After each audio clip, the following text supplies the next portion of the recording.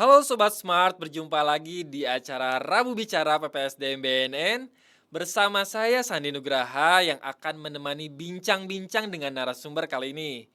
Kalau episode sebelumnya kita kedatangan narasumber dari seorang yang berprofesi penyidik. Nah, untuk kali ini kita akan kedatangan narasumber dengan profesi intelijen. Dan yang menariknya ini, beliau datang jauh-jauh untuk acara ini, yaitu dari Provinsi Lampung. Oke, tanpa basa-basi, kita sapa abang yang satu ini, Bang Panji Pradisto Ginanjar, Kasih Intelijen BNP Lampung.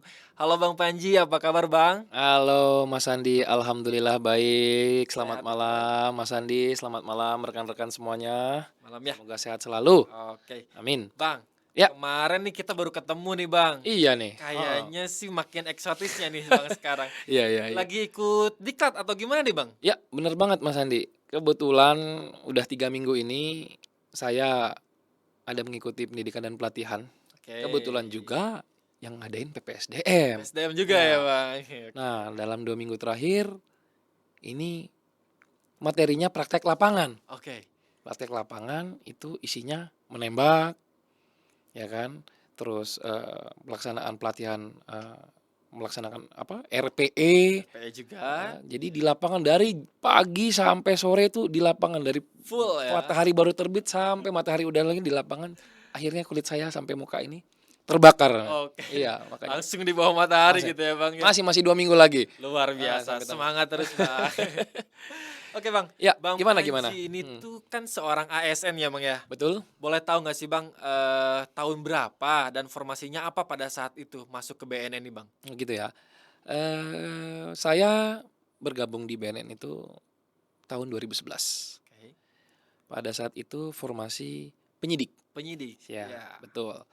Saya masuk 2011 formasi penyidik 1 tahun dulu. Oke.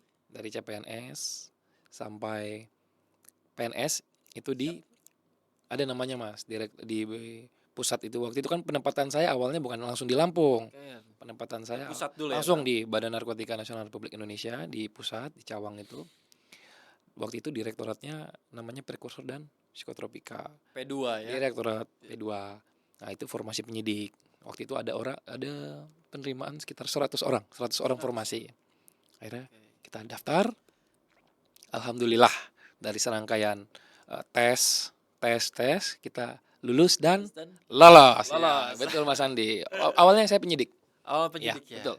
Nah, Bang, apa sih motivasi Abang pengen ikut jadi penyidik ya pada saat itu di BNN sendiri? Ada nggak sih motivasinya gitu? Pada saat mendaftar Pada gitu saat apa? pendaftaran, betul. Jadi saya ini dulu kuliah ngambil Fakultas Hukum. Oke. Fakultas Hukum. Nah, di Fakultas Hukum itu sendiri kita kan banyak bergaul ya, banyak berkomunikasi juga dengan senior-senior kita dulu. Nah, di situ saya tanpa saya sadari saya itu terinspirasi juga, atau dengan kata kasarnya mungkin kayak terdoktrinisasi secara Tidak langsung. tidak langsung seperti itu. Dari senior-senior ini begitu lulus, ya tiba-tiba jadi PNS, datanglah dia ke kampus itu.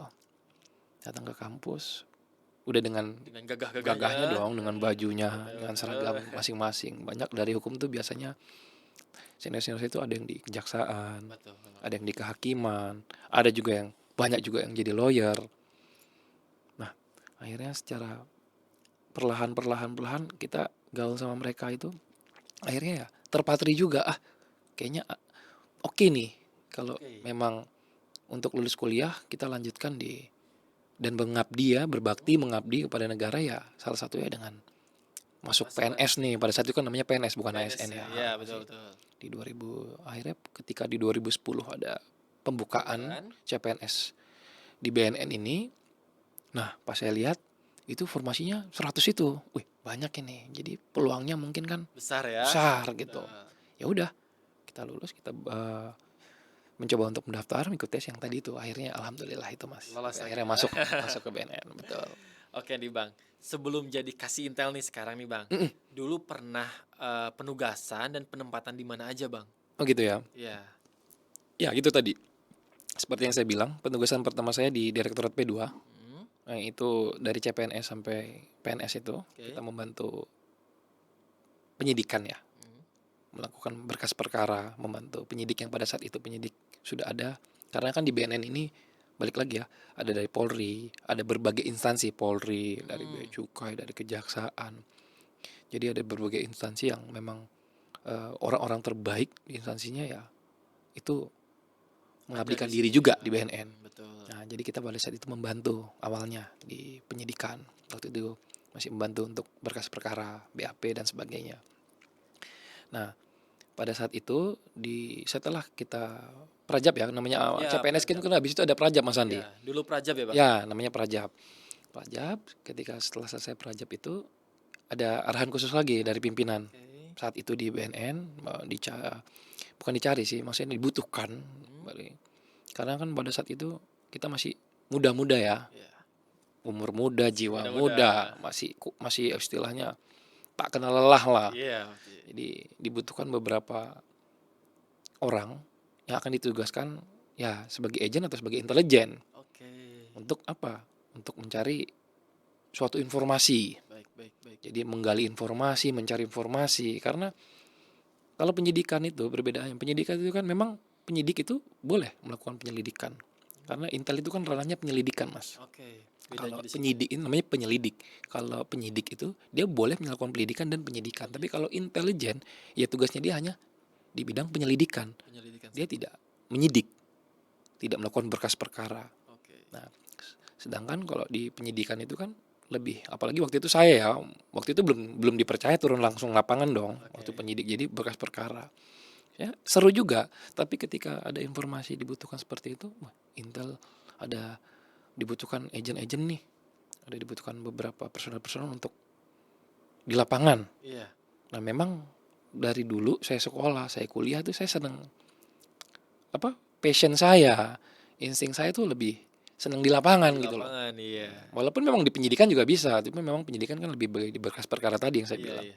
Ya udah akhirnya coba ada atensi dari pimpinan, ya kita ikut serangkaian waktu itu beberapa tes juga dari kebetulan yang diminta itu ya PNS yang baru jadi PNS itu. Masih muda-muda juga Itu ya. kan waktu itu angkatan saya itu ada untuk yang S1 itu lebih dari 250 orang, Mas Andi. Banyak ya. Iya.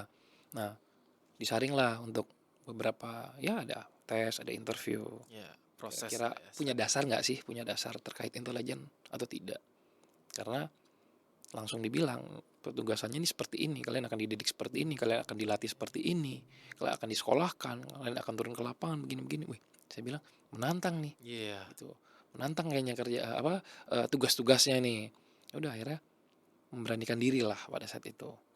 Kita ikut serangkaian tes-tes juga. Oke. Ya, akhirnya alhamdulillah lolos Lolos lagi lagi. di tahun 2011 akhir itu setelah prajab masuk di Direktorat Intelijen, Mas Intelijen. Andi. Dari penyidik ke Dari intelijen ya, Bang penyidik ya. itu penyidik kurang lebih 1 tahun itu sampai PNS.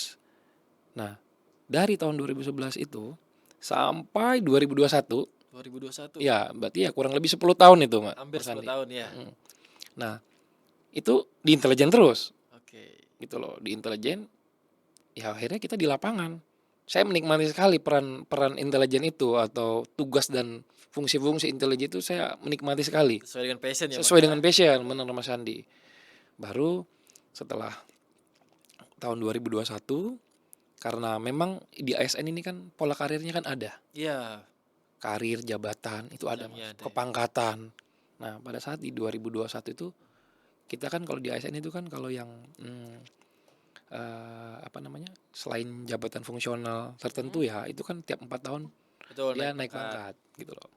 Pada saat itu saya udah cukup lah pangkatnya untuk dilakukan promosi. Promosi. Nah, kebetulan eh, ada kekosongan posisi kasih intelijen di BNN Provinsi Lampung. Lampung. Ya, Oke. akhirnya alhamdulillah juga pimpinan pada saat itu percaya kepada kami, kepada saya untuk ditugaskan dan dipromo ke kasih intelijen BNN Provinsi Lampung di tahun 2021, tepatnya bulan September.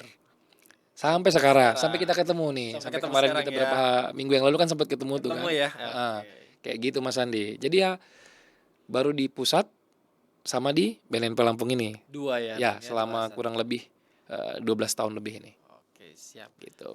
Tadi udah diceritain ya, Intel tuh seperti apa, mencari informasi seperti itu emang ya. Nah, kira-kira Bang, selain yang tadi Abang ceritain itu ada syarat apa gitu untuk jadi Intel? Jadi untuk jadi seorang Intel seperti itu. Mm. Oh gitu ya. Sebenarnya syarat-syarat itu tuh sebenarnya Intel ini gini Mas. Intel ini kan secara naluriah ya, itu Iya. kan sebenarnya dia ini mata dan telinga pimpinan. Mm. Gitu loh, mata dan telinganya pimpinan. Jadi kita sebagai intelijen, sebagai agent, nggak usah ngomongin kasih dulu ya. Oke. Sebagai agent atau sebagai petugas lapangan, ya kita harus bisa menyajikan data dan informasi kepada pimpinan untuk Betul. diambil atau dilakukan suatu keputusan. Ya, ke Nah, depannya. pastinya data dan informasi itu harus akurat, Oke. tidak boleh salah. Pasti. Kalau orang ngomongnya sekarang harus A1, Ya, gitu. A1 ya. Kalau A2 ya jangan dilapor, apa maksudnya? Jangan dibilang. Ada proses-prosesnya. Memang kalau seorang intelijen itu kan dari data mentah, gimana caranya dengan waktu yang cepat, tepat, harus menjadi langsung matang data Informasi. itu. Jadi dari benar-benar data masih mentah, Diolah. udah diolah, kita olah sedemikian rupa menjadi suatu data yang sudah jadi untuk kita sajikan kepada pimpinan dalam mengambil keputusan. Kebetulan di sini tugas kita kan intelijen di bidang narkotika. Jadi ya permasalahan narkotika di wilayah-wilayah atau di seluruh Indonesia ini khususnya, ya kita harus paham tren-trennya seperti apa yang kejadian-kejadian terkini, informasi-informasi apa yang ada di suatu daerah, gitu loh. Jadi harus up to date ya, Bang Harus up ya. to date, jangan sampai kita sebagai mata telinga pimpinan, tapi pimpinan yang tahu duluan informasi dibanding kita. Wah itu bahaya, itu nggak boleh Fatal ya itu. itu, fatal ya. Pokoknya jangan sampai pimpinan yang tahu lebih dulu daripada kita. Kita yang harus kasih tahu pimpinan, Pak, Komandan, Jenderal, mohon izin, ini ada informasi ini. Oh gitu, kapan ya gini-gini? Misalnya gitu kan. Jadi Ya, agent garda terdepan ya, Bang ya, ya. jadi pokoknya kita yang mengasih informasi itu. Itu fungsi kita. Betul. Itu fungsinya seorang intel. Salah satu fungsinya ya. Salah satu fungsi. Gitu loh. Jadi jangan sampai pimpinan malah tahu duluan. Gitu. Nah, syarat-syarat yang lainnya apa ya? Syarat-syarat yang lainnya ya kalau intel itu sebenarnya ya harus satu, secara mental dia harus udah punya mental baja. Betul. Karena intel itu sangat-sangat fleksibel, Mas Andi. Harus fleksibel, harus bisa, nggak boleh kaku. Harus ya itu. Harus. Syarat ya mungkin Benar. ya. Kalau kaku ya susah juga kita mau nyari informasi atau mau nyari data. Oke. Seperti itu. Jadi mental, fisik itu memang harus dipunya juga. Karena apa? Waktunya seorang lapangan ini ya, seorang petugas di lapangan ini ya, kita tidak mengenal waktu sampai benar-benar kita mendapatkan informasi yang kita inginkan. Oke. Nah, dan dia harus sigap kapanpun ada tugas, kapanpun apa. Ya, harus siap. Harus siap Benar, sedia ya. harus siap sedia. Kapanpun itu. Betul sekali. Kurang lebihnya seperti itu. Seperti itu ya, Bang Ya. ya. Oke, Bang. Tadi Abang kan dari pusat nih, dari BNN Republik Indonesia, kemudian pindah ke BNP Provinsi Lampung. Ya. Kira-kira Bang, ada nggak sih perbedaan atau dinamika apa gitu yang berbeda dari yang awalnya di pusat nih, terus pindah ke daerah gitu? Mhm. Ada nggak yang berbeda gitu dari cara kerja, dari timnya atau apanya itu Bang? Ya, baik. Tentunya perbedaan itu ada ya. Ada ya? Awalnya saya 10 tahun lebih di pusat. Sekarang saya udah hampir, sebentar lagi saya 2 tahun di Lampung ini. Nah, gini Mas, perbedaannya pasti ada jelas. Ada beberapa varian lah yang bisa beda terkait misalnya satu dari SDM-nya, SDM ya. dari sarana dan prasarana, dari budayanya sendiri. Kalau dulu saya di pusat kemana-mana Mas. Oke. Wilayah kita, wilayah hukum kita itu Republik Indonesia. Nasional ya. Nasional, bahkan internasional. Internasional. Pernah iya, juga. Betul. Beberapa kali internasional. Baik itu yang sifatnya operasi ataupun konvensi atau koordinasi dengan negara-negara dengan organisasi yang menangani narkotika dalam negara-negara tetangga atau negara-negara luar. Gitu loh. Itu di BNN RI. Nah, Kalau di wilayah khususnya saya sekarang ini di Lampung, ya Wilkom saya di Provinsi Lampung, Hanya di situ saja hanya di ya. situ. Misalnya di Lampung ada berapa kabupaten, ya itu Hmm, kurang lebih 15 sampai 16 kabupaten itu wilayah saya di situ. Jadi berbedanya untuk dari segi Wilkom juga berbeda. Dari segi SDM pastinya berbeda. Dari segi struktur organisasi juga berbeda. Kalau di pusat itu lebih untuk breakdownnya itu lebih lebih cair gitu loh, lebih apa ya oke. namanya? Hmm, jadi Lebih untuk terkontrol lebih mungkin. bukan terkontrol, maksudnya lebih lebih banyak, Oh, lebih lebih ini, lebih banyak. dibagi-baginya lebih ini. Nah, sedangkan kalau di wilayah kayak misalnya salah satu contoh misalnya di pusat nih Direktorat Hmm, Intelijen itu dibagi dari beberapa subdit. oke. Setelah subdit ada beberapa seksi lagi. Iya, Nah, di iya, beberapa iya. seksi itu nanti punya tim lagi, punya personil lagi, punya anggota lagi. Baik, baik. Nah, kalau di wilayah enggak. Ini dari struktur organisasi aja. Di wilayah itu kan langsung, ya pokoknya seksi intelijen ya menyangkut semuanya itu. Semuanya Iya, dikerjakan. menyangkut semua itu dalam arti ya dari lapangan, mencari informasi di lapangan, informasi alat-alat pendukung. Iya, iya. Nah, jadi kayak direktorat pindah ke situ aja, pindah ke wilayah. Nah, terus kalau di wilayah, nah itu ada yang namanya bidang pemberantasan, Mas. Saya Oke. punya atasan, Hmm, gitu loh. Saya punya atasan namanya Kepala Bidang Pemberantasan dan Intelijen. Kabin. Ya, Kabit. Nah, dari bawah Kabit itu struktur organisasinya nanti ada tiga. Tiga. Seksi intelijen, saya kebetulan kasihnya. Ya. Habis itu dulu sebelum ada eh, baru lagi nih ya, ada penyidikan dan Wastahti. Wastahti itu Wastahti. pengawasan barang bukti dan pengawasan tahanan dan barang bukti. Betul. Gitu loh. Nah, itu dia di bawah bidang pemberantasan. Nah, nanti di bawah khususnya di seksi saya, nah itu udah ada pembagiannya lagi, Mas. Saya punya beberapa anggota yang di bidang A, bidang B, bidang C. Oke. Gitu. Ya perbedaannya seperti itu. Seperti itu. Kalau untuk sarana prasarana ya pastilah namanya kita ini kan BNN berdiri 2009. Sudah kurang lebih 14 tahun. 14 tahun berdiri. Ya pelan-pelan kayak dari provinsi kan tiap provinsi sekarang sudah ada. Dari BNNK kabupaten kota kan pelan-pelan kan makin banyak, makin banyak. Betul. Jadi kan memang harus pelan-pelan dalam arti berkesinambungan. Akan nanti memperkuat wilayah-wilayah, Mas. Tapi kan tetap namanya yang di pusat itu kan pasti ya harus yang apa ya? eh, Ya di pusat itu untuk sebagai pembina fungsi ya dia Ya. harus kuat seperti itu untuk melakukan eh, perunian ke Ke wilayah-wilayahnya, wilayah-wilayahnya ya. ke bawah-bawahnya itu seperti itu, sampai ke kabupaten kota. Jadi memang perbedaannya lumayan, Lumayan. dinamikanya apalagi gitu loh. Dari budaya, kultur juga udah Budaya beda kultur ya. pasti mempengaruhi Betul, betul. gitu loh. Tiap Karena daerah beda-beda ya, Bang ya ya. apalagi kalau saya ini kan pendatang. Pendatang ya, Betul, saya betul. bukan orang Asli Lampung. Lampung. Beda cerita kalau saya misalnya orang Lampung, Yes. berarti kan pulang kampung ke Lampung. Sudah tahu lah ya Heeh. kayak gimana Jadi gitu kita kan. harus mengenali lagi budaya setempat, karakteristik karakteristik masyarakatnya seperti apa. Betul, betul. Jadi kita harus pelan-pelan mengenali ya untuk mencari nanti kayak gimana sih eh, cara kita mendapat informasi, ya tentunya yang akan berhubungan dengan kerjaan kita, dengan Betul. tupoksi kita. Nggak bisa kita sama-samakan, oh dulu saya di pusat seperti ini, nanti saya harus terapin di sini. Belum Belum tentu tentu. cocok. Iya, iya. Ya karena kayak budaya, Budaya beda. karakteristik masyarakatnya seperti apa, itu sebagai seorang intelijen atau agent atau orang lapangan bahasanya seperti itu harus bisa beradaptasi, Harus harus bisa menguasai ya. menguasai Betul. dengan cepat. Seperti itu, Mas Andi. Iya. Oke, Bang Panji, Mm. kayaknya haus nih dari tadi kita ngobrol Wah banyak nih, iya seru bener banget. nih. Boleh diminum dulu, Thank you Bang banget ini, Panji. udah dikasih kopi nih. Oke, diminum ya Mas Andi ya. Siap, Bang Panji, silakan diminum, Bang. Oke, tadi kita udah ngobrol-ngobrol nih masalah dinamika di pusat maupun di daerah tuh seperti apa. Nah, sekarang Bang, aku mau nanya nih, karena intelijen itu identik dengan kerahasiaan ya Bang ya, untuk Iya, identitasnya ya. Jadi misalkan seorang agent itu tidak boleh apa ya namanya, terungkap expose, terungkap. identitasnya gitu kan, identitasnya. Itu gimana sih kalau di masyarakat atau di lingkungannya? Apakah dia berbaur atau seperti apa sih Bang? Untuk agent-agent ini tuh, Mhm. Jadi kalau kayak gitu Mas, itu situasional.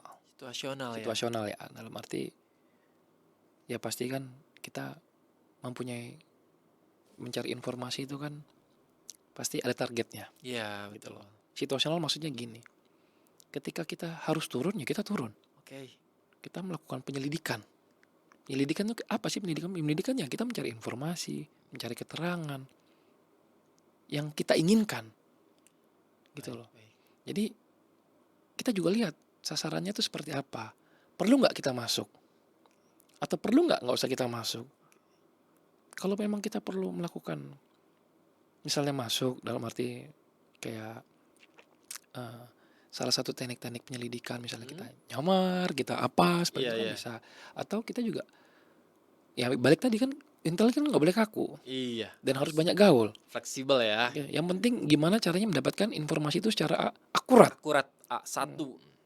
Nah, maksudnya kan tadi kenapa saya bilang situasional tadi, dalam arti bisa juga kita nggak masuk mas, tapi kita bisa mendapatkan kok. Saya bisa mendapatkan informasi A1.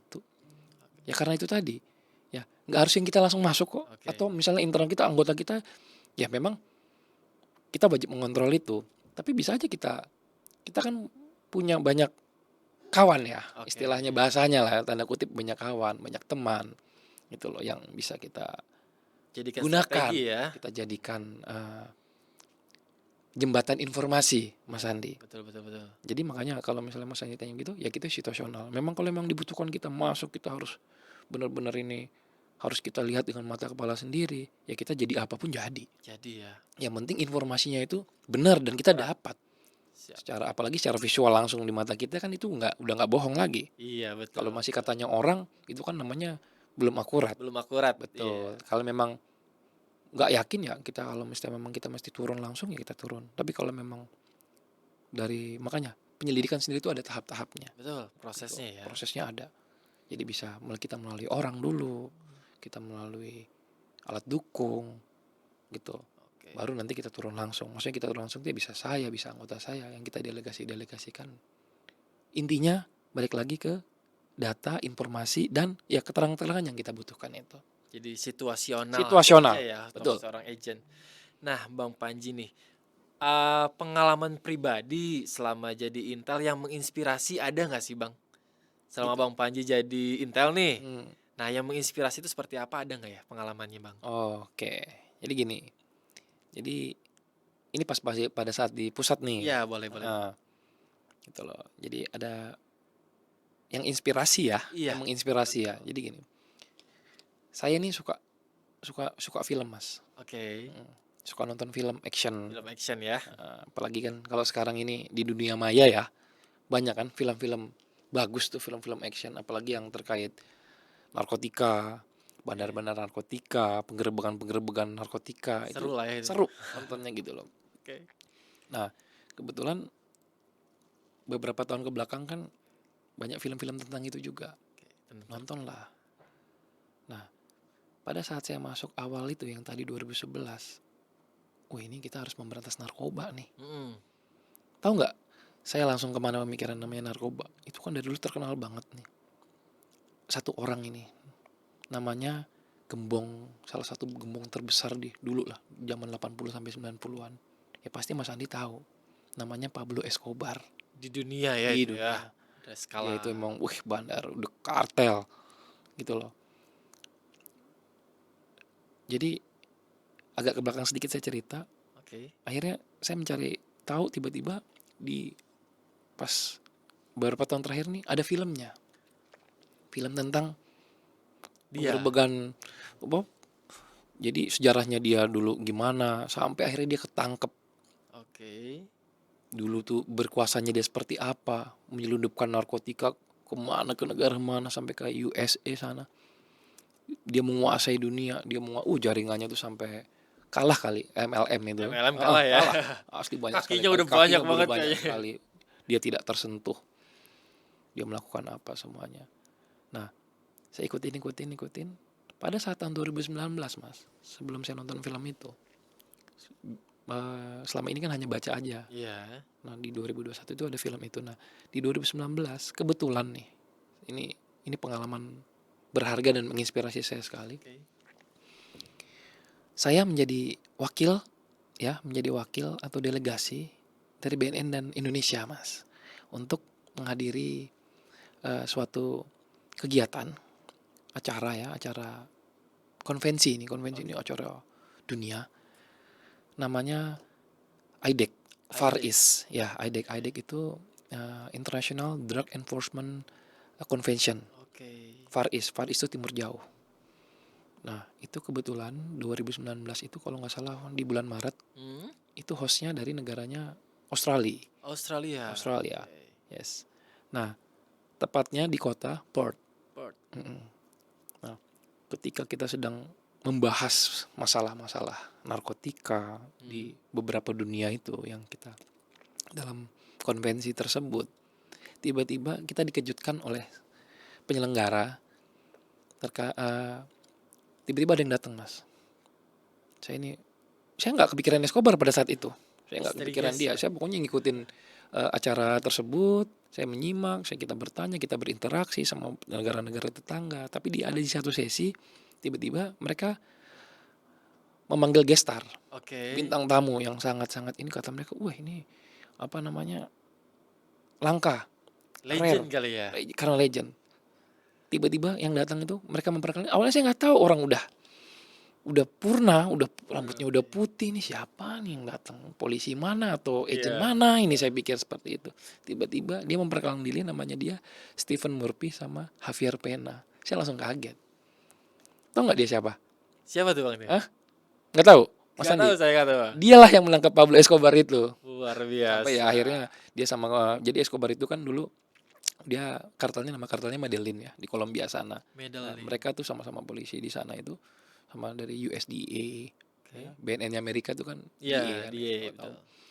Kerjasama sama tentara kepolisian situ untuk ya menggerbek si Escobar ini. Pablo Escobar ya. Nah tiba-tiba kaget, saya yang selama ini senang filmnya, senang apa namanya bukunya, ceritanya apa, tiba-tiba seorang Dihadirkan. legend penegak hukum di bidang narkotika tiba-tiba ada di depan kita, Ada. gitu loh. Dan secara detail ya mereka menceritakan prosesnya itu, proses penangkapan Escobar dan sebagaimananya, detail sekali, sampai mereka membagikan pengalaman-pengalaman, teknik-teknik, strategi-strategi untuk melakukan penangkapan, memperoleh informasi. Wah itu Lebih detail dari ya lebih filmnya detail, ya. lebih detail dari yang saya tahu gitu loh. Iya, Itu kan iya, iya. sampai mereka bilang, kalian yang ada di ruangan ini nih, kata dia gitu. Dia itu kalau nggak salah umurnya waktu itu 60-an sekian deh, udah pensiun si Murphy itu sama Iya. si Pena. Nah, jadi kalian tuh beruntung banget gitu intinya, Sangat seperti itu. beruntung sih betul. Saya bisa datang ke sini. Biasanya Iya. tuh saya tuh agak karena kesibukan apa tuh. Nah, Iya. makanya pada kesempatan itu tuh banyak sekali dari kita yang hadir di situ tuh ya kesempatan lah, Betul. ada legend seperti itu bertanya pada saat sesi itu. Cuma kan namanya sesi itu kan kurang ya, dalam arti Terbatas. pasti ya terbatas, nggak mungkin kita mau nanya lagi karena dari negara-negara yang lain kan ya kita juga harus kasih kesempatan. Betul. Tapi dia dengan sabar dia jawab sampai akhirnya ada sesi break nih ceritanya. Saya Coffee pelan-pelan break lah ya. cari, ya kita biasa lah namanya kita Intel kan harus fleksibel kan, Betul, betul. cari waktu. Break itu kan nggak lama Mas, paling coffee break itu cuma 10 sampai 15 menit 15 aja. menitan biasanya, betul. Tiba-tiba saya pas banget dapat momen, ya akhirnya saya ngobrol lah sama Ngobrol langsung. kapan lagi kita ngobrol. Ibarat kata kalau kita misalnya Mas Sandi nih hobinya misalnya main bola, ketemu Ronaldo sama Messi, seneng nggak? Iya, banget itu Pasti kan, kayaknya. abis itu Pasti bisa lah. ngobrol lagi. Oh ngobrol-ngobrol, nah itulah. Akhirnya dia cerita-cerita, ya pokoknya kita begini, kita begitu, kita begini. Kamu harus yakin dengan kemampuanmu, dengan timmu, dengan semuanya, dengan bantuan-bantuan yang lainnya. Dia menyemangati kita juga, dia Luar biasa. apa itu jadi, wih ini bener nih. Saya masih sampai gak yakin, ini Ini kayak mimpi ya. lo nih yang nangkep, yang apa istilahnya, yang terlibat dalam operasi itu nih. Betul. Sampai gini, masih kaget-kaget juga. Akhirnya pas udah balik lagi, saya termenung aja ngeliat mereka. Alhamdulillah ya, saya masih salah satu mungkin dari teman-teman yang lainnya. Waktu itu saya kebetulan saya sama perwakilannya nama Pak Direktur Intelijen waktu itu, direkturnya pada masa itu. Seperti itu. Jadi beliau juga excited banget kan, selama ini tahu Pastilah siapa sih yang ya. gak kenal Escobar di bidang narkoba itu. Nah, jadi nanya-nanya juga sampai kita, ya Allah Pak, kita beruntung sekali ya seperti itu Mas. Ya, jadi itu bagi saya itu pengalaman unik inspirasi yang baik sekali Betul, betul. bagi apa kelancaran pekerjaan. Tips-tips dari mereka itu ya saya pelan-pelan mana yang bisa kita ambil untuk kita aplikasikan di Di lapangan, organisasi ya. di organisasi. Tentunya ya pengalaman itu ya saya akan pakai untuk kebutuhan organisasi biar organisasi ini lebih baik lagi Baik BNN lagi, ini. betul. Gitu Mas Andi. Oke, luar biasa Ya, banget Bang alhamdulillah pengalamannya banget itu itu. keren asli. Kesempatan gak bisa datang 2 Nggak kali bisa Bang ya. datang 2 kali, benar Betul. banget. Oke Bang, lanjut Bang nih Bang. Oke. Nah, udah berapa kasus nih Bang? Mm-mm. Kira-kira kayaknya banyak banget sih kasus yang udah diungkap ya Bang ya. Apa kasus yang udah diungkap? Ya, Mm-mm. cuman yang paling berkesan deh Bang. Yang Mm-mm. paling berkesan pada saat mengungkap kasus itu apa sih Bang? Mm-mm. Karena Oke. kalau kasus pasti banyak lah Bang Panji Iya, selama kalau ini ya. kasus, kalau dihitung dari 2011 Udah gak sampai kehitung sekarang kayaknya. harus ulang lagi dong. Itu Iya, ada sih beberapa dari dulu itu ya kita kan kalau kita bertugas itu kan ada dasarnya ya. betul. Saya sempat ngumpulin sprint loh Mas. Ngumpulin. Ngumpulin. Ngumpulin ya. Saya sempat ngumpulin sprint. Tapi gara-gara waktu itu pindah rumah, akhirnya tercecer di mana-mana. Kalau kasus banyak Mas, saya harus ulang lagi kalau gitu mungkin berapa persisnya datanya ya harus by data ya nggak bisa kira-kira 100 200 nggak bisa kayak Iya. gitu. Nah cuma kalau tadi pertanyaannya yang Paling apa, berkesan paling mungkin. berkesan ya. Iya. Jadi ada Mas satu kasus di pada saat itu tahun 2015. Nah ini kita mengungkap jaringan peredaran gelap narkotika di Indonesia. Waktu itu di Jakarta, Jakarta. tepatnya di Taman Surya. Jakarta Barat ya. Ya, di Cengkareng situ daerah Cengkareng, Cengkareng ya. kalau tahu. Nah, itu apa yang berkesannya? Jadi gini. Dari BB-nya aja itu besar sekali pada saat itu. Berapa tuh Bang? Waktu itu 862 kilo Luar sabu. biasa. Ya, 862 kilo. Selain BB-nya yang berkesan, sebenarnya operasi dan penyelidikannya itu yang lebih berkesan lagi. Karena itu kami melakukan penyelidikan itu lama sekali Mas. Dengan kesabaran gitu loh, dengan teliti, dengan pokoknya segala macam Bercucur darah ya. segala macam teknik penyelidikan, segala macam upaya kita lakukan. Tahu nggak berapa lama itu sampai bisa ketangkap itu? Berapa lama Bang? Itu dari tahun 2012 baru ketangkapnya, baru bisa, maksudnya bukan baru tertangkapnya. Jadi kita melakukan penyelidikan itu dari awal dari tahun 2012 sampai 2015. Jadi kurang lebih 3 tahun. Luar biasa lamanya. 3 tahun, tiba-tiba pada saat itu memang salah satu tangkapan terbesar se-Asia Tenggara kalau nggak salah waktu itu. 862 kilo sabu langsung. Dan itu semua peran-peran ya, tersangka yang dilibatnya, perannya A, B, ya, perannya pengendali, perannya kurir, perannya ABK kapal, sampai pengendalinya, keuangannya, pembelinya, apa semua pemasarannya, itu kita putuskan, kita sikat rata itu. Tertangkap semuanya. Tertangkap semuanya, alhamdulillah. Dan itu memang dapat apresiasi langsung dari organisasi waktu itu, dari kepala BNN pada masa itu. Alhamdulillah banget itu. Nah itu salah satu yang mengesankan lah kalau terkait kasus itu. Asli itu memang karena udah lama, capek, banyak banget itu dinamika yang terjadi antara kita sama tim ya. Tim pasti. Pasti. Ini kok lama sekali, ini bener nggak sih ini kasusnya gitu kan. Akhirnya alhamdulillah di ujungnya seperti itu kan. Wah itu rasanya tuh nggak ada duanya lah, puas. Waktu lama menghasilkan hasil yang maksimal. Ya Bang ya. Ya kita itu salah satu salah satu dari seorang agent atau intel di lapangan juga harus sabar. Oke. Nggak boleh terlalu buru-buru. Kalau memang belum ya udah ikutin terus. Kalau ikutin aja jalurnya. Ikutin terus jalurnya. Jadi kan kita nih nggak kayak nangkap kriminal orang. Kriminal umum yang jalanan gitu, dalam arti kejahatan-kejahatan jalanan atau kejahatan yang lainnya. Kita nih ya di narkotika nih kan itu kan menangkap itu ya barang ada padanya, tertangkap tangan seperti itu. Betul. Kecuali kalau pengembangannya ke lainnya beda ceritanya lagi ya. Kita upayakan gimana caranya tertangkap tangan pada saat dia melakukan transaksi gitu. Nah itu momen-momen itu yang harus kita dapat betul. Nah itulah berkat kesabaran itulah makanya itu luar biasa. Dan bagi kita sama tim. Gak mungkin terlupakan ya Bang ya. Dan itu yang terlibat juga lumayan banyak orang. Banyak ya Mas. Gitu sih Mas Andi. Oke Bang, nih apakah Bang intelijen itu menggunakan teknologi untuk membantu penyelidikan Bang? Mereka menggunakan teknologi pasti dong. Pasti ya. Apalagi sekarang udah sistemnya teknologi ya Bang ya. Jadi gini, kalau teknologi itu kan sekarang makin berkembang pesat ya. Betul, betul, betul. Apalagi, woi zaman sekarang milenial apa-apa Iya. teknologi, ada teknologi terbarukan dan sebagainya. Tapi balik lagi Mas Andi, prinsip-prinsip intelijen tadi. Intelijen itu kan yang sebagai seorang intel, seorang agent atau seorang tim lapangan itu kan yang dipakai apa sih? Satu pasti passionnya, Passion, kayak instingnya, ya instingnya dia nih, gitu loh. Itu harus main benar, harus peka ya. harus peka. Nah, hal-hal itu ketika ada teknologi yang bisa membantu, ya alhamdulillah Mas. Oke, betul. Teknologi kan memudahkan, Ya, tapi tetap yang utama itu kan si orangnya sendiri, agentnya itu sendiri. agentnya itu, Betul. gitu loh. Nah, ketika ada teknologi yang mensupport ya alhamdulillah, Iya. seperti itu loh.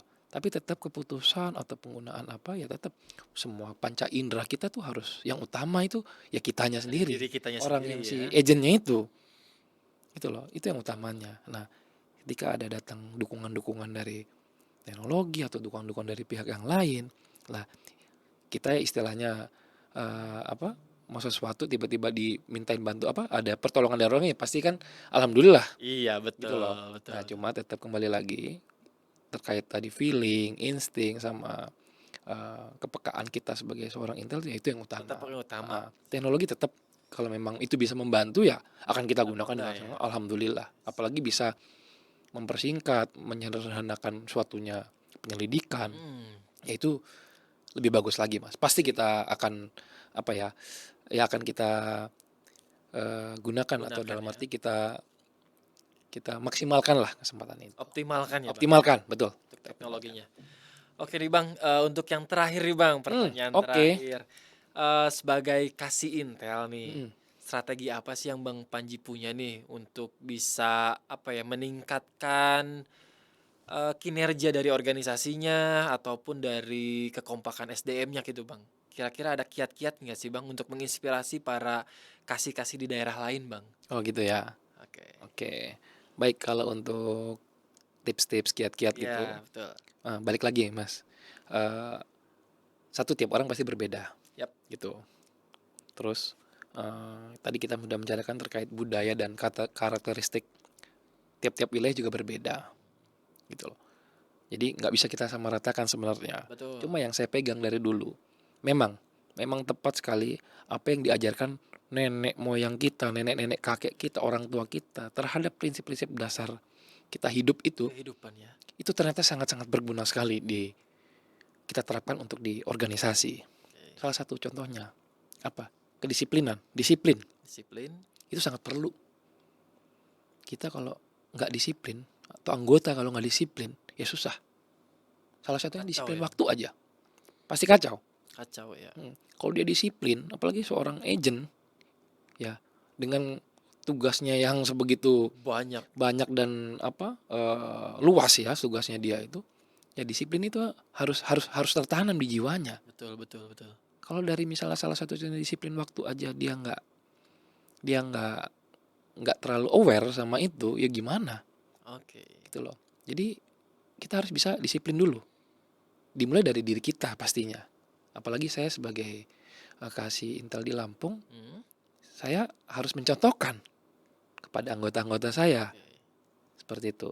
Jadi kayak disiplin waktu tadi. Misalnya salah satunya tuh jam waktu masuk kantor aja. Oke.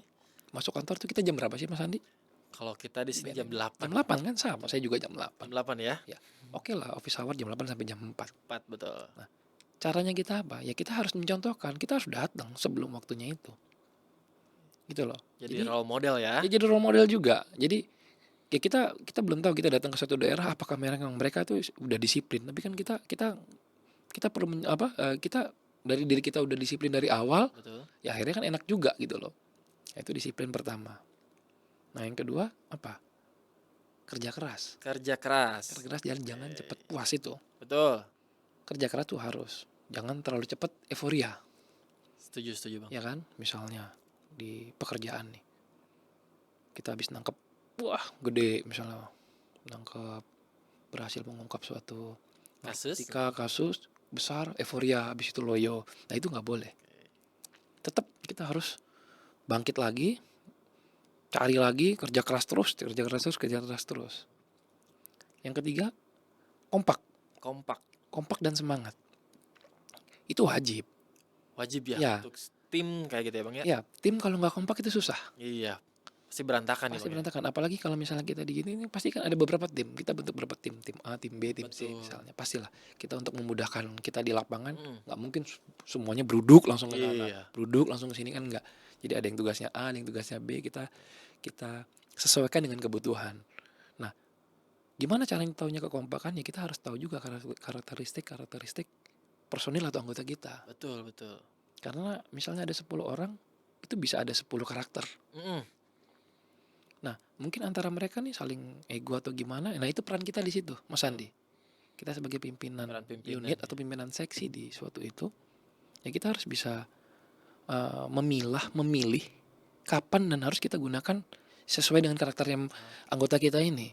Jangan nih memang ini nanti jadi tabrak-tabrakan akhirnya nggak bagus nanti. Nah, kalau memang kita udah bisa menguasai karakter itu semua, nanti itu kekompakan akan muncul tuh. Iya, sering waktunya ya. Muncul ketika kompak terus berhasil kan akhirnya jadi semangat semuanya itu. Gitu loh. Memang tidak mudah ya, Mudah, butuh pasti proses, berat. gitu loh. Cuma ya kenapa nggak bisa? Kita Dan- harus yakin bisa Dan harus dicoba dan gitu harus ya. dicoba, Harus coba. gitu loh. Ketika sudah kompak, jadi sudah disiplinnya sudah ada, semangat dan kerja kerasnya ada, akhirnya timbullah kekompakan itu. Teamwork. Jadinya jadi misalnya pun nanti namanya pimpinan kan silih berganti, Iya, nggak mungkin misalnya bapak itu terus saja. betul betul. Tapi kalau ini sudah tertanam dalam diri anggota, siapapun pimpinannya nanti yang ada di situ kan kerjanya mereka akan tetap bagus, Mas. Jadi organisasi itu ya tetap berjalan sebagaimana mestinya. Konsisten. Ya. Bagus, konsisten, betul sekali. Nah, kurang lebih sih itu yang saya jalanin di Lampung sekarang ya. Tentunya banyak juga sih, masih banyak lagi tips-tips atau trik-trik kita untuk gimana caranya kita memaksimalkan personil-personil yang ada untuk memajukan organisasi. Tapi kembali lagi Mas Sandi yang saya bilang tadi, itu nggak bisa kita ratakan, nggak bisa kita samaratakan ke semua wilayah, ke daerah. Karena tadi beda budaya, beda karakteristik yang memang harus kita sebelumnya pahami dulu Betul. sebelum membuat kebijakan-kebijakan. Itu Mas Sandi. Oke, ada 3 tips nih sobat dari Bang Panji, yaitu disiplinnya Bang ya, Ya, kemudian kerja keras, dan juga yang terakhir ada kekompakan. Ya. Itu jadi kunci utama dalam sebagai pimpinan ya, sebagai role model terhadap timnya untuk bisa membangkitkan suasana kerja yang baik di lingkungan organisasinya. Bang Panji, makasih banyak nih untuk waktu kita nih. oke. Karena gak kerasa nih Bang, kita udah di penghujung waktu sebetulnya. Ya, Itu dia cerita di balik profesi intelijen. Gimana? Sobat Smart, gimana ada yang minat menjadi intelijen? Pastinya setiap profesi memiliki tantangannya masing-masing ya. Semoga pemberantasan di BNN ini dalam mengungkap kasus narkotika khususnya di Indonesia semakin jaya dan bisa mewujudkan Indonesia bersinar. amin. Terima kasih banyak Bang Panji atas Sama-sama, waktunya dan Mas sharing Andi. pengalaman terbaiknya ya selama di BNN ini. Ya, Semoga kita bisa ketemu lagi Bang. Di Amin. lain waktu. Terima kasih juga. Sehat selalu, Amin, sukses selalu amin, Bang Panji. Dan semoga diklatnya lancar ya Bang ya. Amin, sampai terima kasih, tuntas. Nah, Mas Andi. Oke Sobat Smart, sampai jumpa di episode selanjutnya. Jangan lupa untuk terus pantengin Rabu Bicara PPSDM BNN RI. Dan jangan lupa juga untuk subscribe, like, and comment di YouTube kami. Terima kasih. Assalamualaikum warahmatullahi wabarakatuh.